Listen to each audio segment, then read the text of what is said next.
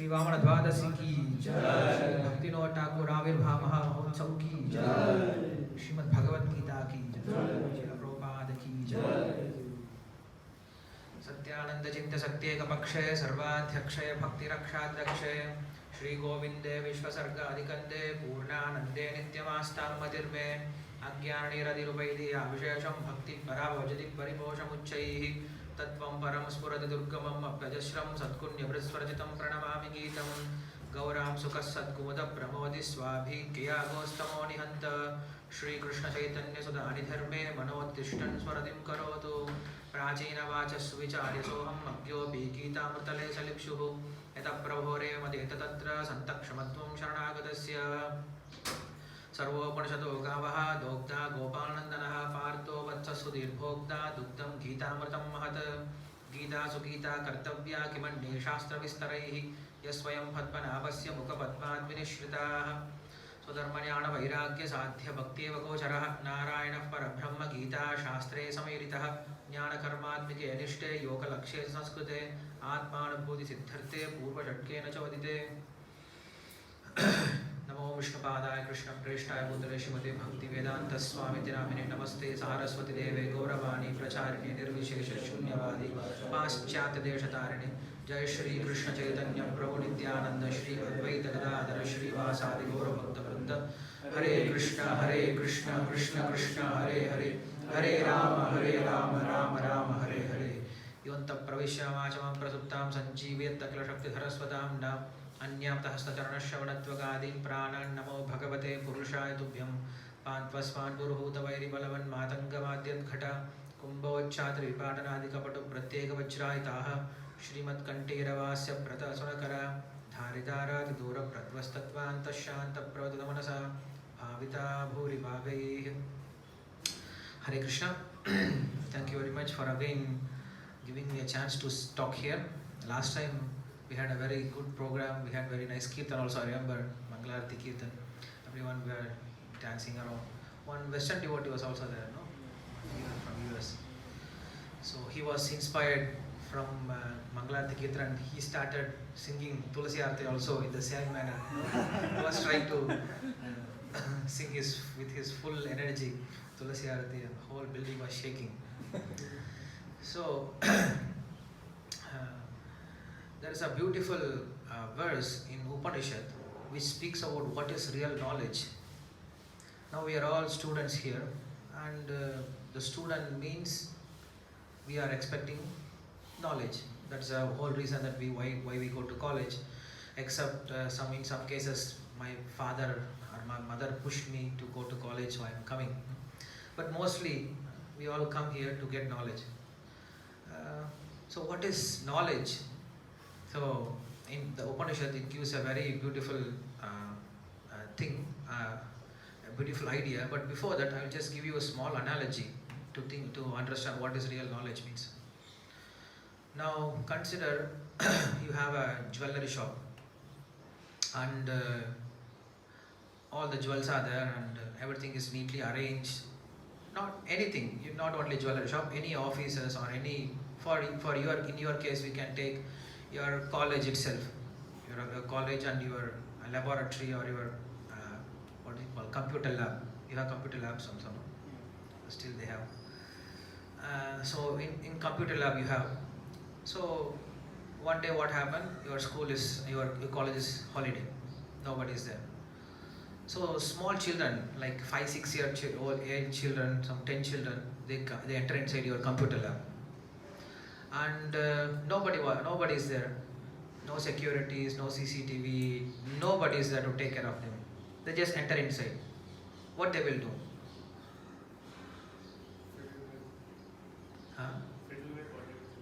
First they will play with whatever things are there. Then start breaking, correct? After 1 hour, if you come and see, the computer lab will be like, broken place, completely gone.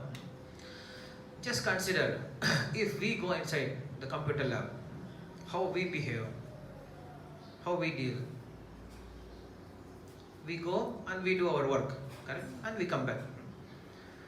But if someone does something wrong, when we say don't be childish, be a grown-up person. Don't behave like a child. So what's the difference between child and a grown-up person? A mature person. What do you think? What is the difference between a child and us?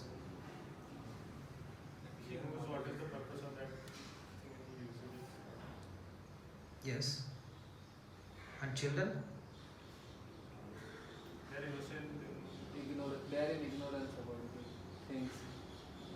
No, they can see the things. They are computer. They can see. They are always playing. In playing mode, their behavior is not good. Okay.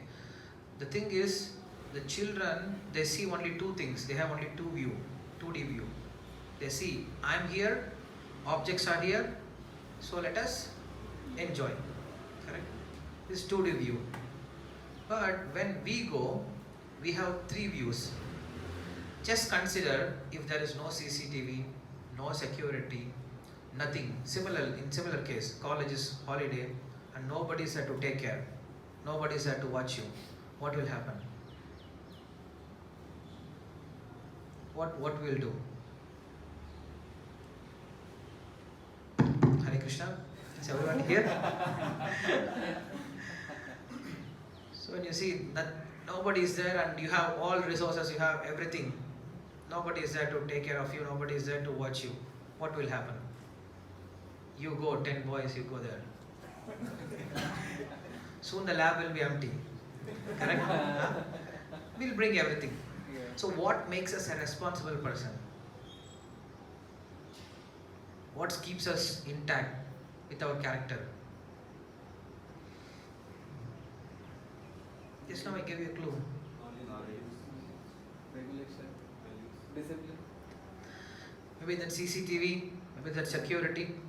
So the matured person, he has 3 views. What is a view? I am here, these objects are here, but behind this both, there's a management who is watching all of us. So when you have this view, then you are forced to be responsible. You are forced to be intact with your character. If there is no one is watching on you, if you think there is no management, then what happens? Immediately chaos happens and immediately your real nature comes outside. We know when you pass by, there are some sweets, and nobody is looking at you. Oh, you just put inside. Mahaprasad is there, nobody is there, you put inside. But when everybody is there, a very, very sincere, a very good character person. Correct?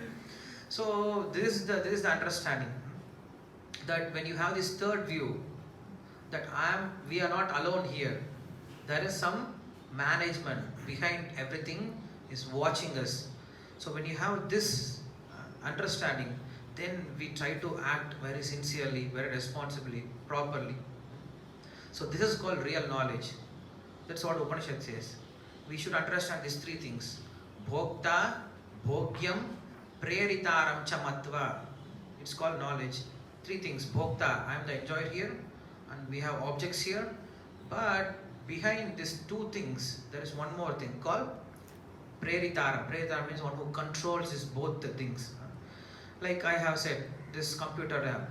What is understanding? What is understanding of management? Okay, we understand there is a management behind this college or management behind any shop. So what does it mean, management? What does management means? In charge of. Management means everything belongs to management and everything should be utilized for management and everything should be act in accordance with management. That is called management, correct? Like when you see computer lab, you understand this belongs to management. And how we should use these computers? In accordance For management's purpose, correct? Means for our studies. We cannot use, okay, we understand this computer belongs to management, but I can use it for my browsing, for my downloads, movie downloads, or for my, some other criminal activities. No, we cannot use them. We can use this for management purpose. And how we should use this? We should use in accordance with management's guidelines. It says you should enter inside the computer lab only at this time, and you can use computer only like this. It's not that you go night 12 o'clock and then you put your laptop like this and then watching and doing your work. It's not possible. So these 3 things you should understand. Everything belongs to management, everything should be utilized for management, and everything should be utilized in accordance with management. So this is the understanding of management. When you have these three understanding, then you behave properly, then you behave responsibly in that place. Then everything goes smooth. If you don't have this understanding, what happens? Then students start making mess, then everyone starts stealing, everyone starts exploiting, then whole computer lab becomes mess, correct? So why I'm saying this whole world is just like this. And we are just like this child. When we enter inside this world, we see everything is nicely arranged. So what do we see? We see only two things. I am here, objects are here, so let us enjoy. And then after enjoyment comes destruction. Let us exploit, then destroy. So this is what we have done to this material world, to this universe. We started to enjoy, then we wanted to more, then we started to exploit more, then we start destroying it. Why? Because we don't have this third view. What is the third view? The controller, the maintainer, the creator. We don't have this understanding. When you have this understanding, then we will be a responsible person in this material world. So to get this education, to get this knowledge is called education. So that is the whole point of education. At least before Macaulay system, this was education. Why do give education? Like if you go to any software company, they also educate you. In what they educate you? In cooking, in building construction, building bridges, in doing mechanic work? No. They give purpose, they give specific training for their job. Correct? So if you see this Macaulay education system, he has introduced. And why he has introduced this education system? For a particular purpose. What is the purpose? To make employees. Correct? Because during that time they were making colonization and industrialization was happening. So many industries they were opening. So for the industries they need people to work. They need accountant, they need plumber, they need this kind of employee. They need so many kind of workers. So they designed the education system in which they can extract employees. So we are following the same education system, and what we end up in? Again becoming employees only, correct? So this is not the goal of education. Maybe this is the goal of education of Macaulay, but actual education means to be a responsible person in this material world. That is the whole point. Forget about spiritual life. Spiritual life is for those who have highest intelligence. Krishna says, Bahunam janmanamante jnanavanma prapatyate vasudeva sarvamiti sa mahatma sudurlavaha. Krishna himself says it is very rare to see a spiritual person. If Krishna himself says it's very rare, then what can we say? So being a spiritual, it's beyond our thought. In Pune you can see at least 1 crore people are there. Yesterday I went to this Nigari temple. While going on the way I saw so many huge buildings and corporate offices and so much arrangement. For what?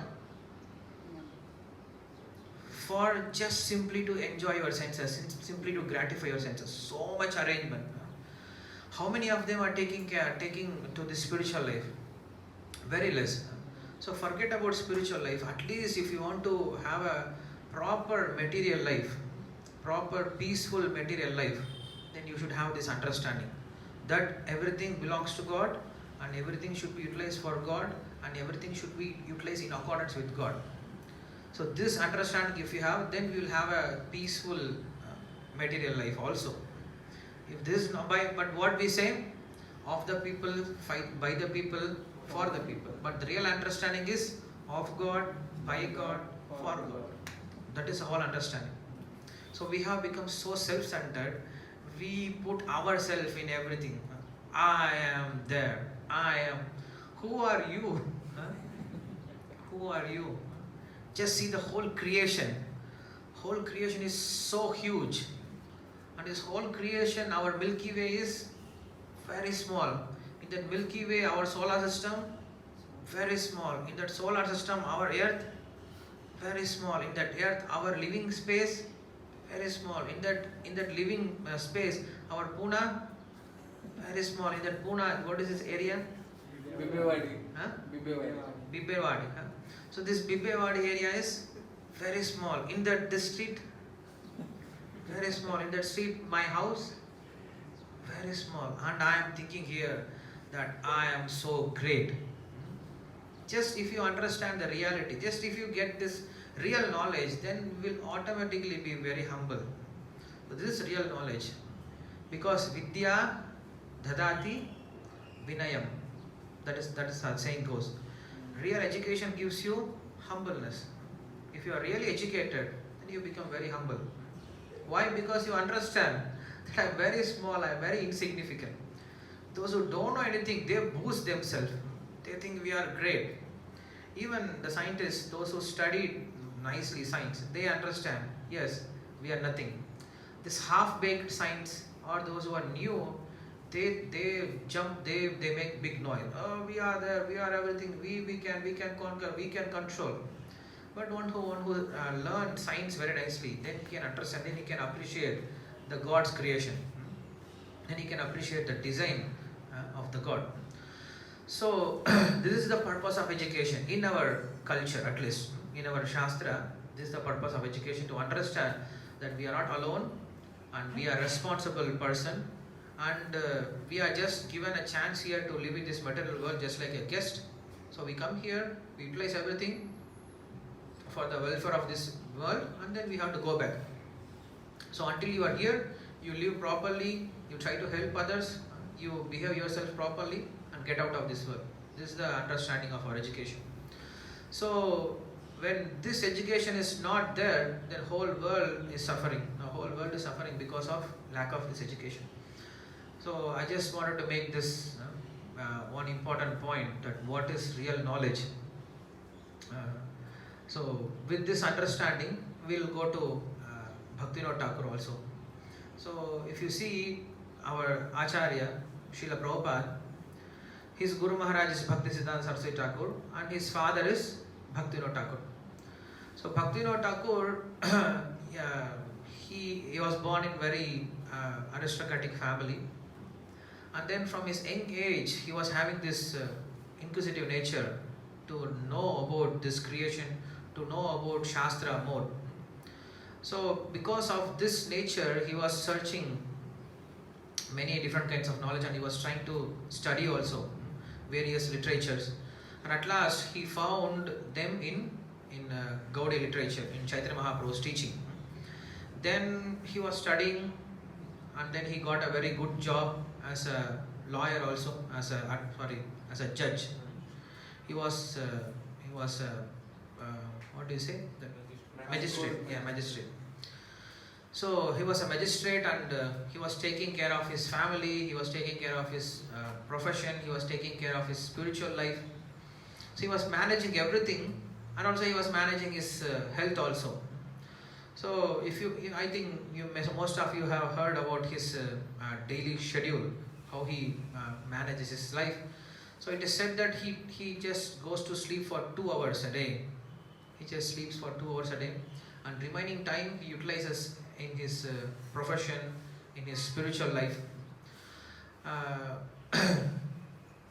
So one may ask a question, why he has to go for a job? If he is an acharya, then why he has to do a magistrate job? He can just simply join temple and say Hari Bol and then take prasadam and do something. Why he done that? Then we can see an example from Bhagavad Gita. Krishna says, Name partasti kartavyam trishu lokeshu kinchana nanavaptam avaptavyam varta eva cha karmani yadihaham navarteyam jatu karman natantrataha mama vartmana vartante manushya partha sarvasaha. So Krishna says, in this material world there is no duty for me. I don't have to perform any duty. I am beyond all the shastric injunctions. Nobody is there to tell me, Krishna, wake up early morning, you should wake up 4 o'clock. Nobody can tell me. But Name partasi kartavyam trishu lokeshu kinchana nanavaptam avaptavyam varta eva cha karmani. He says, but I always perform my duty properly. Krishna wakes up every day 4 o'clock. or 3:30. If Krishna doesn't wake up, then it is not Brahma Muhurta. Because Brahman means Krishna. Because Krishna is waking up every day, so we also wake up to take his darshan. If he is waking up, then we should also wake up. That's the whole understanding.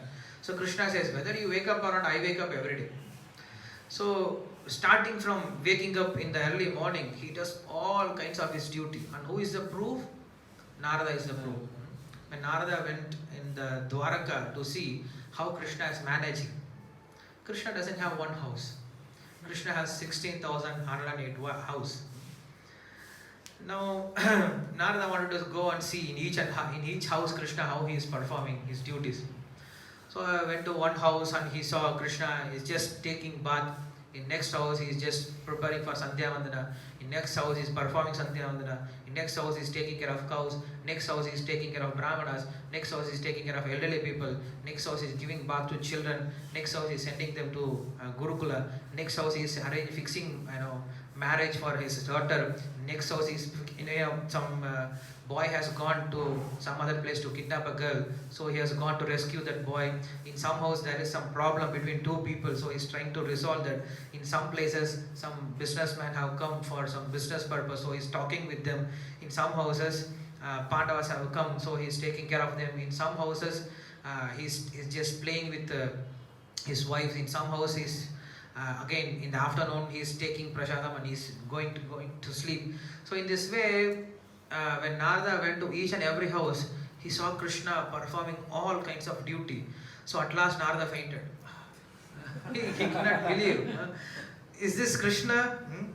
One who is beyond all the rules and regulations, but when he comes to this material world, he performs his duty very perfectly.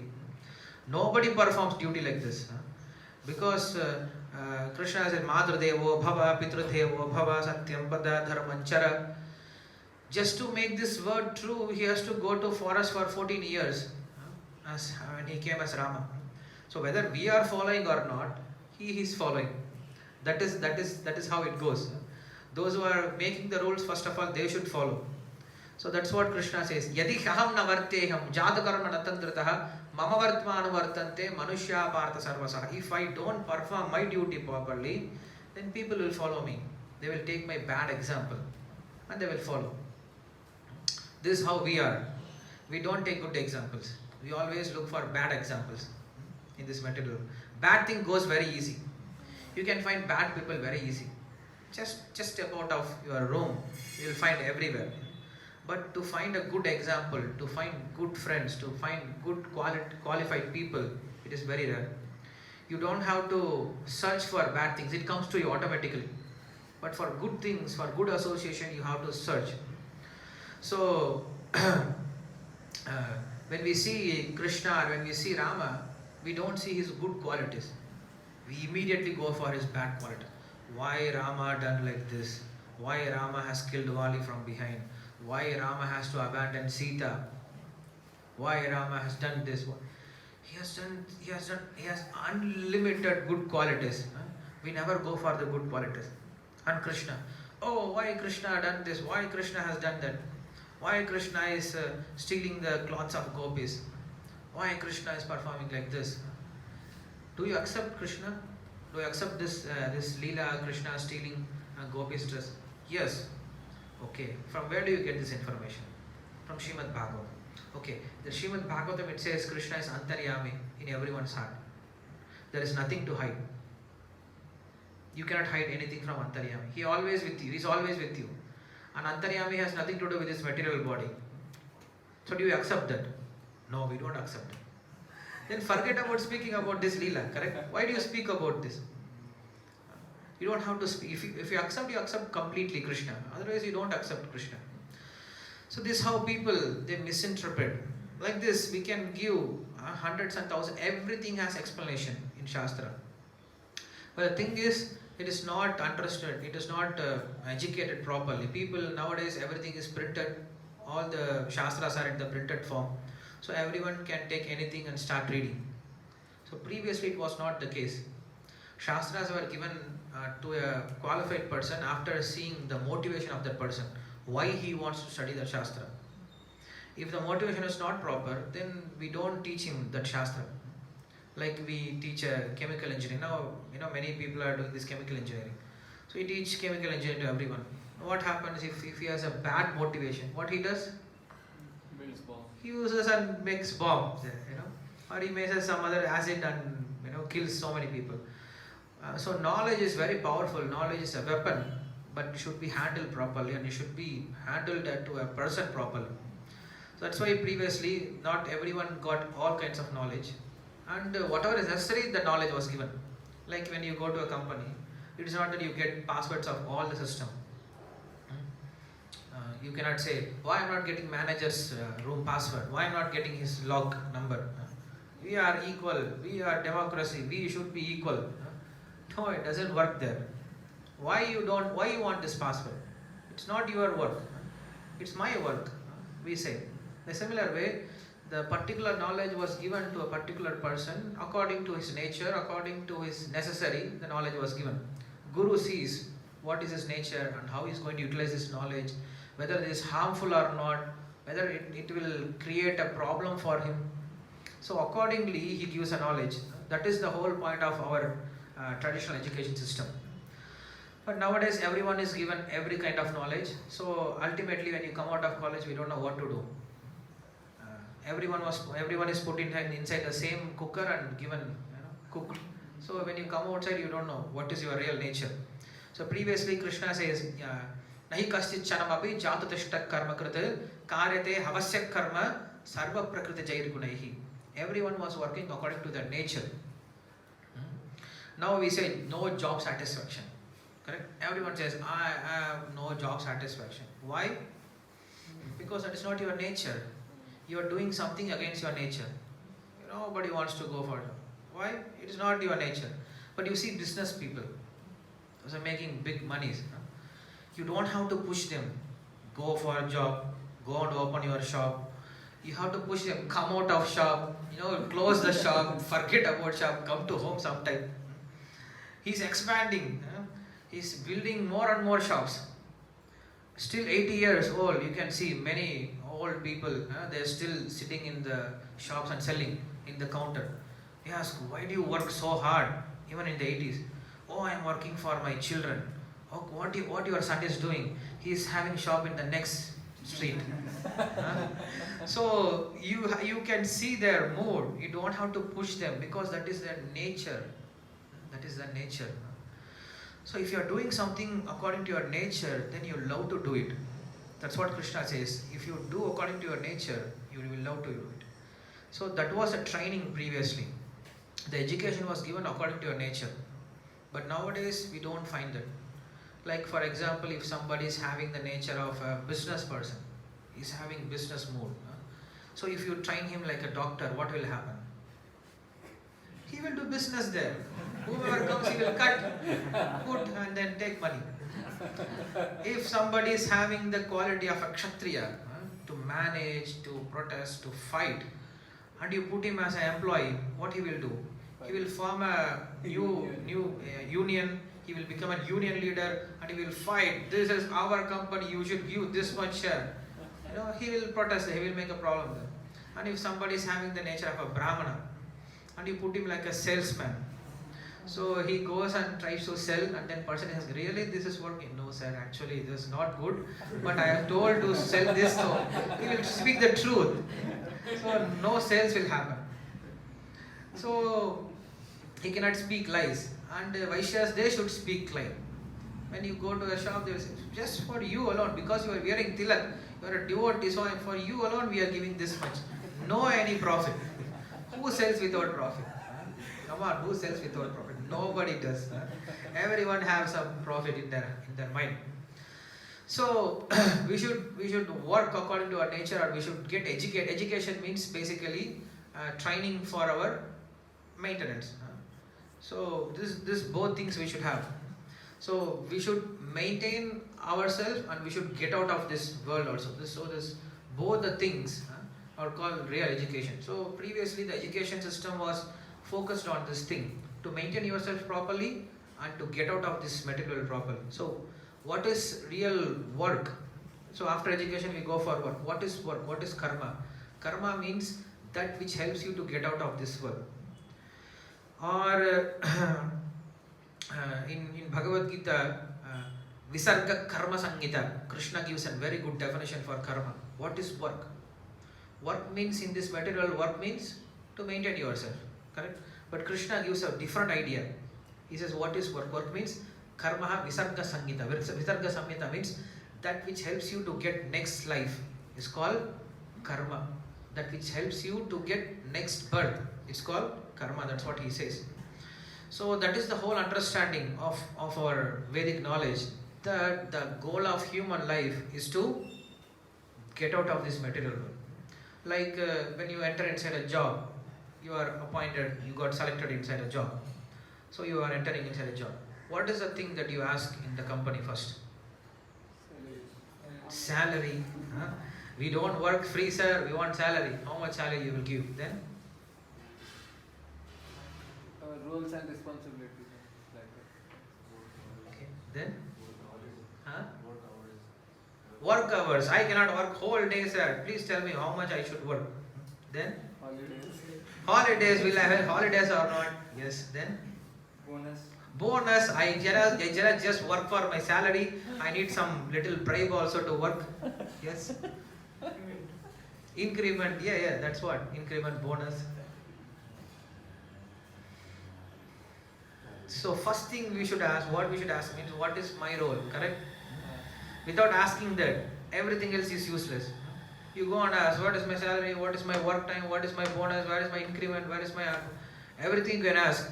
But without going for a job, without performing your duty, there is no use of all these things. So that is the whole point. When we come inside this material world, we should ask, why I am hired here? Why I am here? What is the purpose of my presence here? Our presence is not just to maintain ourselves. Like some of you want to buy a new car. So tell me, who wants to buy the most costliest car, and what car do you want to buy? Okay, you tell me. What car do you want to buy? If I give a choice, you can buy any car, the most costliest car. What car do you want to buy? Endeavor? Is it costlier? Is the most costliest car? Not the most costly, but For you, it's enough. No, I'm looking for most costliest car. You are too renounced. Okay, anyone? Come on, don't be shy. Yes. Huh? Bugatti. one of the top costliest. Okay, how much is the price? What is the price? 3 to 4 crore. Rolls Royce, I know, is like 12 crore. Rolls Royce, 12 crore. Okay, what's your name? Rohit. Okay, Rohit wants to buy Rolls Royce car which is 12 crore. What color do you want to buy? Black color. Okay, how do you want this opening? Like this or like this? Like this. Big opening. So, Rohit has bought a new car which is 12 lakhs, Rolls Royce, black with this kind of opening. What's your name? Rameshwar. Oh, nice name. So he has bought this car and he has brought it to his house. All this car makes big noise. Like when there's a description, when demons come, they make big noise. I'm not speaking about you, but I'm speaking in general. So this is the most understanding. Nowadays, if you want to show your ego, you come in big, or you come in car. You don't want to come so silent. Everyone should know. At least 3 streets should know that you have come inside. So if you see Bhagavatam, you can see all the time when demons they arrive, whole world is trembling. They come with so much noise. But when Lord appears, he comes with so beautifully. Anyway, so now, what did you say? No, Rohit, right? So Rohit has bought a car, and Rameshwar comes in. Oh, looks beautiful, looks nice. Oh, he says, yes, very nice car. Then he goes back, and after one month, Rameshwar again comes. He's asking, how was the car? Hey, car is so nice. So what do you do with the car? Every day I wake up. Okay. I clean the car. Okay. I shine it. I polish the car. Okay. Then I take it for a drive. Where? To a petrol bunk. Then I fill the car. Then bring it back. Put it in. Then what do you do? Again next day, I wake up, clean the car, shine the car, fill the tank and come. Then same thing. How long? 1 month. What Rameshwar will think? What Rameshwar will think about Rohit? What he will think? He has got something else, correct? Because this car, why do you need a car? People, why do they need a car? Traveling. Just not to travel, to reach the destination, correct? Travel means not just roaming around like this. Yeah? To reach the destination, correct? Car means it helps us to reach our destination. If that is not happening, then it's useless. In a similar way, we also have the most costliest car, correct? This human form. It's the most costly. Durlabham Manusham Janmam. It's the most rare car. So we got this car, and what we are doing? What people usually they do? Clean the car, shine the car, fill the car. Correct? Whole life goes in this. Whatever activities they do, whether they go for education, whether they go for job, whether they go to temple, everything is ultimately meant for maintaining this car. So this body is not just to maintain, but to reach our destination. Correct? So we should understand what is our destination. So this is real education. To understand about this world, to understand about ourselves, to understand about God, and to understand about what is my destination, what is my responsibility, why I am here, who has hired me, so how I should reach the destination. If you understand this thing, that is called real education. So this is what all the Shastras they teach us. There are 5 things which teach Shastra, every Shastra teaches. One is about us, the second thing is about the Lord, the third thing is about how this material, how to reach that Lord, and fourth thing is what is the result of reaching the Lord, and fifth thing, what is the enemy which is in between us and the Lord. So when we understand these 5 things, this is called real knowledge, and this is what all the Shastras they teach, and this is why all the Acharyas they appear here. So why I was saying this, Bhaktivinoda Thakur, even though he was a great devotee, but still he was performing his duty just to set an example that people they don't renounce immaturely. They understand, they perform their duties, and slowly they get detachment, and then they surrender to Krishna like that. So Krishna, Bhaktivinoda Thakur was showing an example that even in that most responsible duty, even being as a magistrate, still you can perform your devotional service, and you can become a great acharya also. You can achieve so many things in the spiritual life also. So this is the example that we can take from Bhaktivinoda Thakur's life. And I think our time is up, so I will end here. And if you have any questions or comments, we can discuss during the prasadam time also. Okay, we can take 1-2 questions if you have anything. So thank you very much for giving me this chance, and you are all patiently listening to whatever small thing I have shared. So if you want anything, clarification you can ask now. So Rohit, don't get hurt, it is just an example. I hope you will get Bugatti. But just don't use like this. You can use it to go to temples. When someone comes with this car to temple, everyone, oh my God, Bugatti is coming to temple. Though we are just having Tata Suma, we should go to temple also. All Tata Suma also will follow you. That's a good thing. We do to attract people, anything. To attract people, we can build big temples, we can come in gold car also.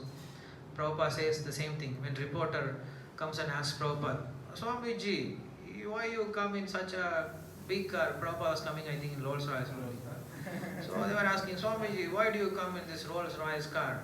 Prabhupada said that I am just coming in this tin car. I should be coming in golden car, but you people will envy. So that's why I am coming in this tin car. Actually, I should be coming because I am a representative of Krishna. So you should treat me properly in gold car. So that's the thing. For Krishna, we can do it. We can go for any extent. Like for example, if you come to Madurai, what is the biggest building, you know? At least in Pune, you cannot understand what is the biggest building because people keep on going. But what is the biggest building in Madurai? If you see, it's Meenakshi temple or Alagar temple. If you go to Tiruchi, what is the biggest temple? What is the biggest building there? Srirangam, correct?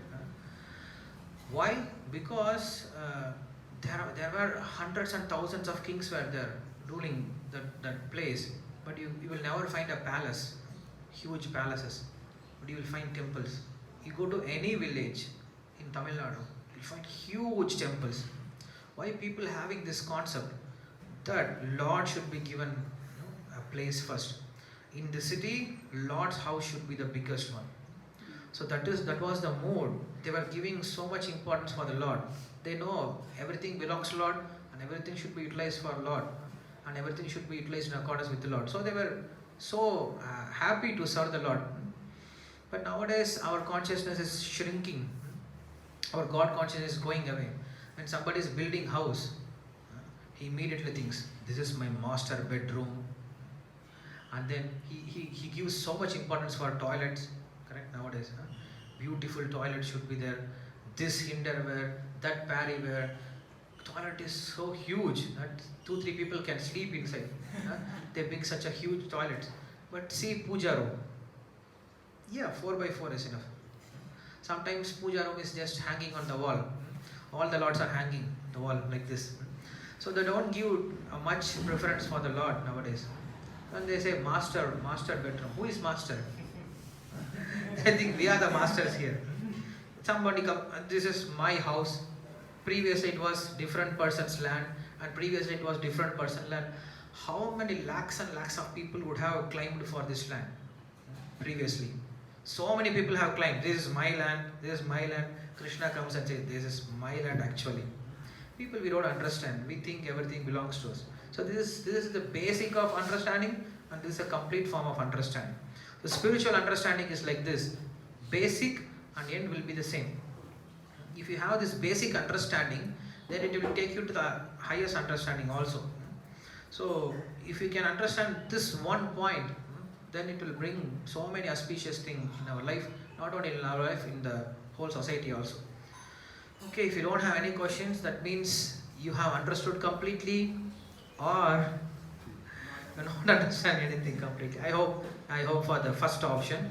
So we'll end here and now we'll have Arati, no? Yeah, during Prashad, now you all grasp thing. You should chew this and then we'll come up with some questions. Hare Krishna. So, we are thankful to Prabhuji for beautifully explaining the purpose of education. Particularly that Macaulay system. Hopefully now at least it's very clear why we are studying and what was the purpose behind what our education meant for. Although it looks like education, but it should bring out wonderful qualities as Prabhuji was mentioning.